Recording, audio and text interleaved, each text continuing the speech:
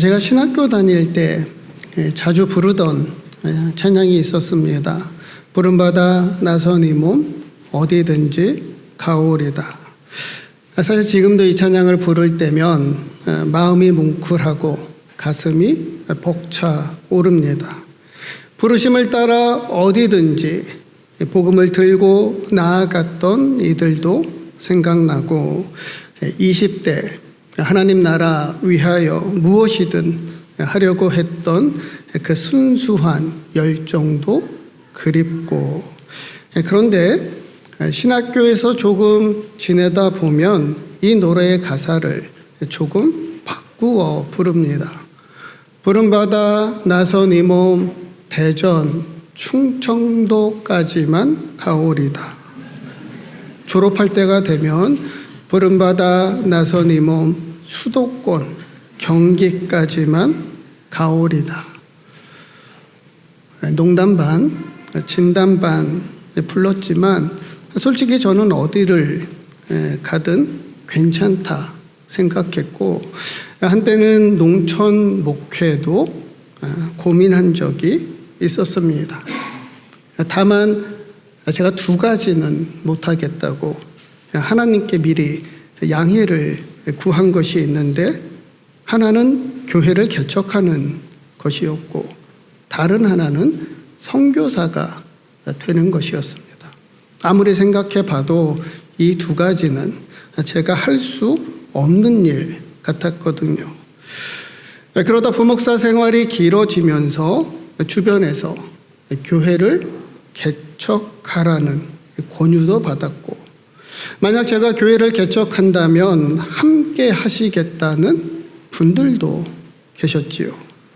한 번은 저 같은 사람이 꼭 선교사가 되어야 한다 말씀하신 분도 계셨고, 실제로 선교 사역을 제안받은 적도 있습니다.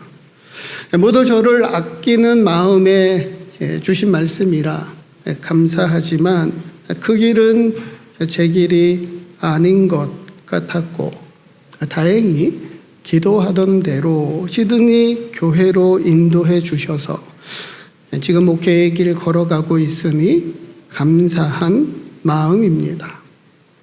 다만 뒤늦게 깨달은 한 가지 사실은 선교는 선교사만 가는 게 아니란 겁니다.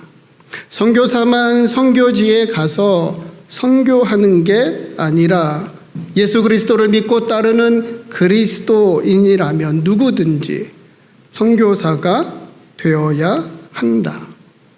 영국의 대표적인 설교가 찰스 스퍼전 목사님 이런 말씀을 하셨습니다.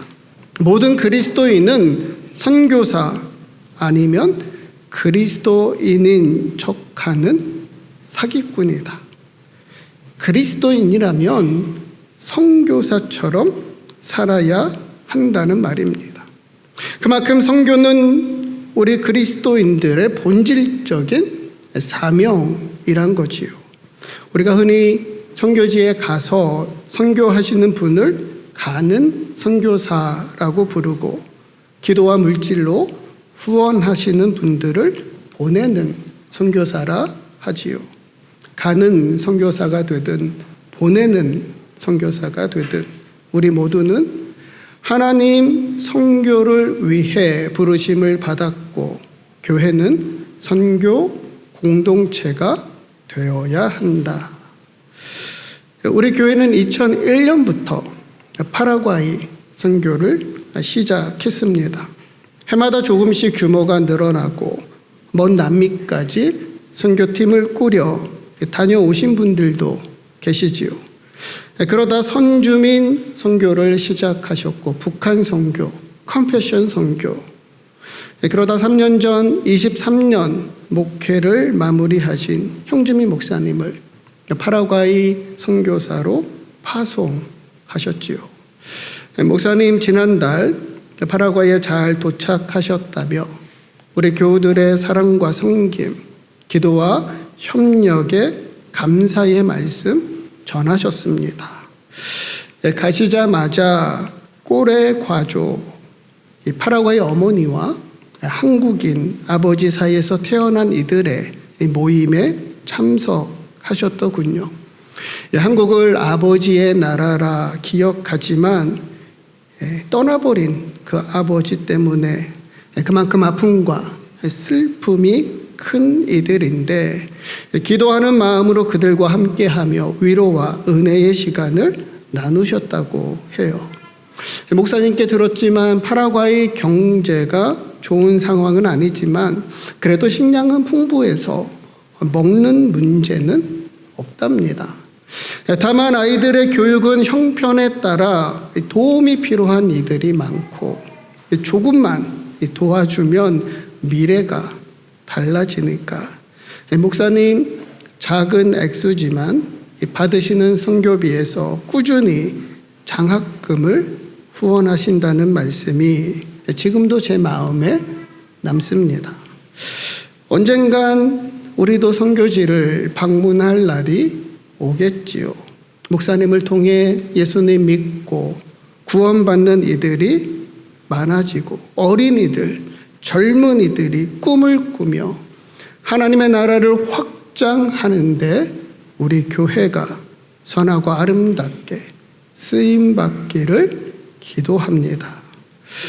형주미 목사님이 가는 선교사라면 우리는 보내는 선교사라고 할 수 있지요.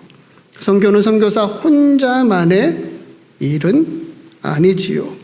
선교 분야 또는 특정한 이들만의 사역은 더더욱 아니고 우리 모두 하나님의 선교를 위해 부르심을 받았고 보내심을 받았다.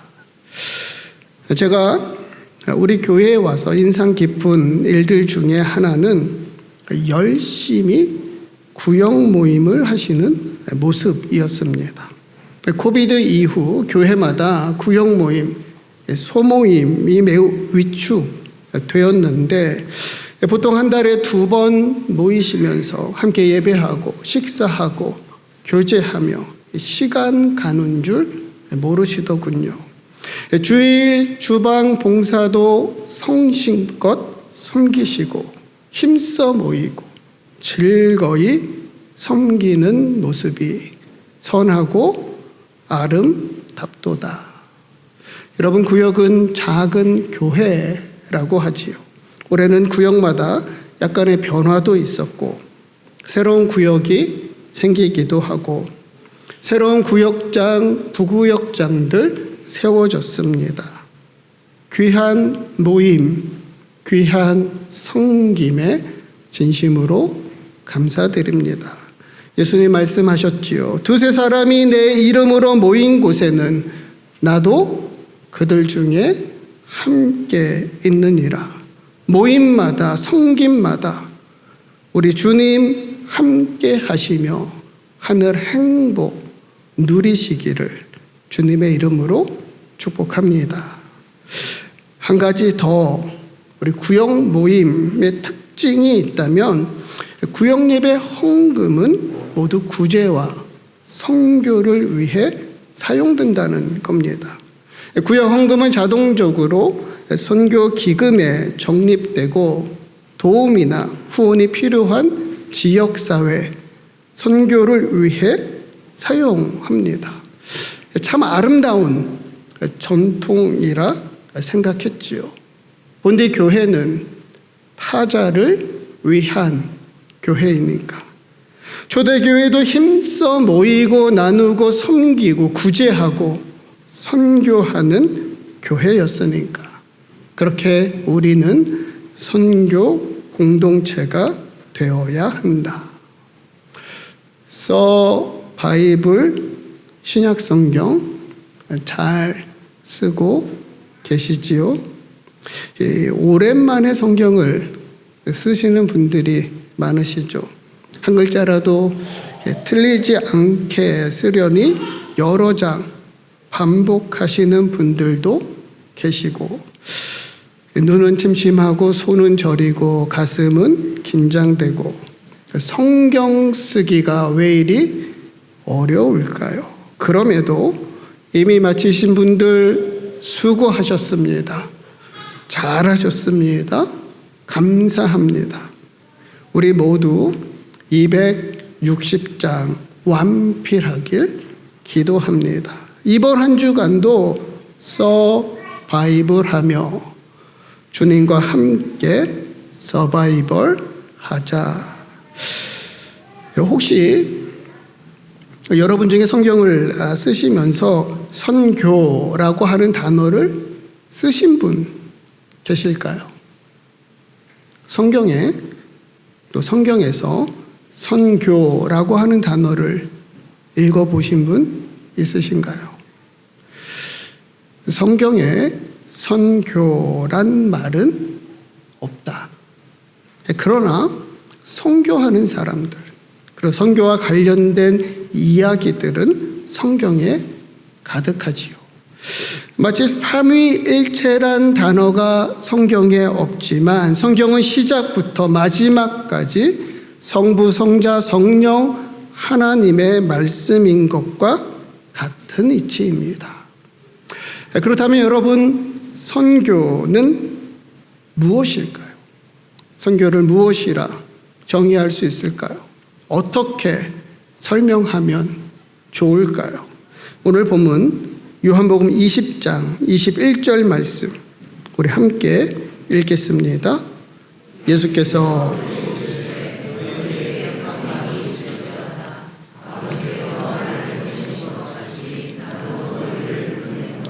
아버지께서 나를 보내신 것 같이 나도 너희를 보내노라. 이 말씀에 따르면 예수님은 하늘에서 땅으로 보내심을 받은 선교사입니다. 하늘 아버지께서 그 아들 예수 그리스도를 우리에게 보내주셨고 우리에게도 세상으로 가라 말씀하십니다. 아버지께서 나를 보내신 것 같이 여러분, 선교의 시작은 하나님이십니다. 선교는 처음부터 교회나 선교단체, 선교사가 아니라 하나님으로부터 시작되었다. 이를 선교신학자 데이비드 보쉬는 이렇게 설명합니다. 선교는 우선적으로 교회의 활동이 아니라 하나님의 속성이다. 하나님은 선교의 하나님이시다. 영국 성공의 목회자 존 스토트도 거듭 강조합니다. 살아계신 하나님은 선교의 하나님이시다. 여러분, 하나님이 사랑이시다. 우리에게 하나님은 사랑의 하나님이시듯, 그리고 사랑이 하나님께 속한 것이듯, 하나님은 단지 선교를 명령하시거나 맡기신 분이 아니라 친히 그 아들 독생자 예수 그리스도를 보내시고 세상을 구원하시는, 선교하시는 선교의 하나님이십니다. 선교는 처음부터 하나님이 시작하셨고 하나님이 주도하시고 이루시는 하나님의 선교이지요. 그래서 엄밀히 말하면 교회의 선교가 아니라 하나님의 선교라고 합니다. 여러분, 교회는 어떤 곳입니까? 어떤 목적을 위해 우리 교회가 존재하는지 물어본다면 여러분 어떻게 설명하시겠습니까? 흔히 5가지 교회의 사명을 설명합니다. 주보에는 5가지 우리 교회의 기도 제목과도 같아요. 예배, 선교, 교육, 봉사, 친교, 어느 것 하나 소홀히 할 수 없는 우리 교회의 사명입니다. 다만 교회마다 우선순위로 생각하거나 중점을 두는 사역은 다를 수 있지요. 교육을 강조하는 교회가 있습니다. 지역사회 봉사를 더욱 힘쓰는 교회도 있고 무엇보다 선교에 열심인 교회들도 있습니다. 그렇게 선교는 오랫동안 교회가 하는 것으로 생각했었지요. 그림에서 교회는 가장 크고 위에 있지요. 선교의 주체를 교회라 본 겁니다. 상황에 따라 선교를 확장하거나 축소하거나 아니면 중단하거나 선교의 주도권을 교회가 가지고 있고, 보시는 것처럼 선교는 교회가 하는 많은 일들 가운데 하나라고 여기는 것이요. 이런 선교의 유형을 교회의 선교라고 부릅니다. 사실 우리에게 익숙한 선교 방식이지요. 우리 교회도 그렇고 대부분 교회가 중심이 되어 선교사를 파송하고 선교지에도 가고 다양한 선교 활동을 펼치면서 풍성한 선교의 열매를 거두기도 했지요. 그러나 선교하시는 분들 한결같은 고백입니다. 선교는 우리가 하는 게 아니라 하나님이 하신다. 선교는 교회가 아니라 하나님이 시작하시고 하나님이 행하시는 일이며, 교회는 선교의 통로라는 것이죠. 그림처럼 하나님이 교회 위에 있어야 성경적이고 건강한 선교입니다. 하나님은 교회를 소중히 여기시고 교회를 통해 일하시고 역사하시지만 교회만 사용하시는 건 아니다. 학교와 병원, 또 봉사단체, 문화, 가정, 직장, 세상의 다양한 영역들을 통해서도 사람들을 구원하시고 세상을 회복하시는 일을 행하시고 이루시지요. 선교의 주도권이 하나님께 있고 온 세상을 구원하시는 하나님의 사역에 동참하는 것이 바로 하나님의 선교입니다. 지난 주일 말씀드렸습니다. 예수님이 이 땅에 오신 이유, 예수님은 죄인된 우리를 구원하기 위해 이 땅에 오셨다. God for us. 하나님은 우리를 위하신다. 예수님은 우리와 함께 하시려고 이 땅에 오셨다. God with us. 하나님은 우리와 함께 하신다. 여기 한 가지 더 추가하면 예수님은 우리를 통하여 세상을 구원하신다. God through us. 하나님은 우리를 통하여 일하신다. 여러분, 선교는 하나님이 시작하시고 주도하시고 이루시는 사역이지만 교회를 통하여 학교, 병원, 봉사단체, 문화, 가정, 직장, 세상 모든 영역을 통하여 무엇보다 우리를 통하여 하나님은 일하시고 온 세상을 구원하신다. 그래서 선교란 무엇인가 이렇게 말할 수 있을 것 같아요. 온 세상을 구원하시고 회복하시는 하나님의 사역에 참여하는 것이 선교다. 온 세상을 구원하시고 회복하시는 하나님의 사역에 참여하는 것이 선교다. 하나님이 세상을 이처럼 사랑하사 독생자 예수 그리스도를 우리에게 보내주셨지요. 여기서 세상은 단지 우리 인간만을 의미하지는 않습니다. 사람만 구원하시는 게 아니라 하나님이 지으신 모든 세계, 온 세상을 구원하시고 회복하시는 하나님의 사역에 참여하는 것이 선교이지요. 하나님을 믿는 이들이 많아지고 교회가 성장하고 부흥해야 하지만 여러분, 하나님은 교인들만 잘 되고 교회만 잘 되는 걸 원하진 않으시죠. 하나님은 모든 사람이 구원을 받으며 하나님 나라, 하나님 영광이 온 세상에 가득하기를 원하신다 하여 God through us. 하나님은 우리를 통하여 일하신다. 우리를 통하여 세상을 구원하시고 회복하신다.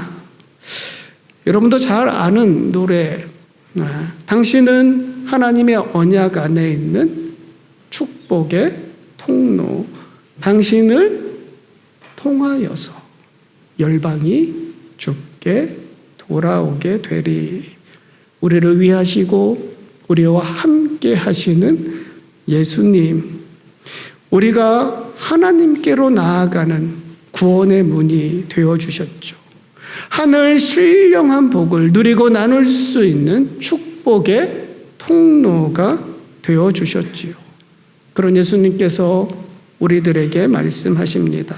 예수님처럼 우리도 온 세상을 구원하는 구원의 통로, 하늘의 신령한 복을 누리고 나누는 축복의 통로가 되어라. 아버지께서 나를 보내신 것 같이 나도 너희를 보내노라. 예수님이 하늘에서 땅으로 보내심을 받은 처음 선교사라면 우리는 모두 예수님이 우리를 보내시는, 예수님의 보내심을 받은 다음 선교사입니다. 그리스도인이라면 누구든지 모두가 선교사가 되어야 한다. 그리스도인은 선교사처럼 살아야 한다. 그러고 보면 애당초 가는 선교사, 보내는 선교사란 말은 적절치 않은 것 같습니다. 이 땅에 오직 가는 선교사만 있을 뿐이지요. 보내는 선교사는 오직 하나님 한 분뿐이시니까. 사랑하는 성도 여러분, 여러분이 보내심을 받은 선교지는 어디입니까? 하나님의 선교를 위해 우리가 가야 할 선교지는 어디일까요? 거기가 파라과이일 수도 있고 또 그곳이 북한일 수도 있지만 오늘 우리가 살아가는 삶의 자리, 가정, 일터, 학교, 지역, 우리 일상이 바로 저와 여러분의 선교지가 아닐까요? 바라기는 오늘도 우리를 부르시고 보내시는 곳에서 우리 삶의 자리, 일상에서 구원의 통로, 축복의 통로가 되는 미셔널 라이프, 선교적 삶을 살아가며 하나님 나라, 하나님 영광 가득한 세상 만들어가는 저와 여러분, 우리 시드니 선교적 교회 되기를 주님의 이름으로 축복합니다.